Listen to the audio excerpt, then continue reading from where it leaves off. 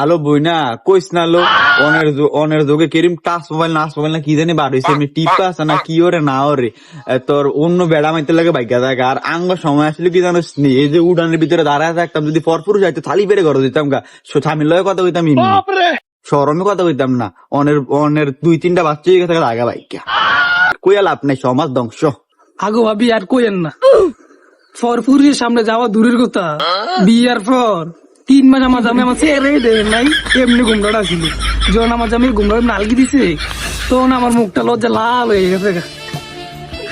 আলো বইনা কইস না অনকার যোগদা আর আঙ্গ যোগদা রাইতি দিনে বেশ কম অনে জামাইটা বিদেশ গেলে আরেকবার লয় কথা কয় আর আঙ্গ জামাই আসছিল একটা না 6 থেকে 8 বছর বিদেশ কোন পরপুরের সামনে গেছি না উড়ানটা দিয়া গেলে আছে না ইয়া আমি খালি বেড়ে ঘরে গেছি গা।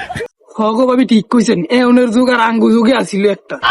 এমনকার বেটি ভাই জামাই বিদেশ গেলে কি করে আরেকবার লগে লাইন মারা শুরু করে, বেড়ায় কষ্ট করে গাম ঝরে টেয়া হড়ায়, বেটিরা লাঙ্গুলিয়ে ঘুরা ঘুরা খায় আর পুষ্টি নষ্টি করে। ভাবি তাইলে আজকের লেগে উড়ি কালকে আবার আইয়েন দুইজনে কত হইবনি নাকি জায়গা আজকে।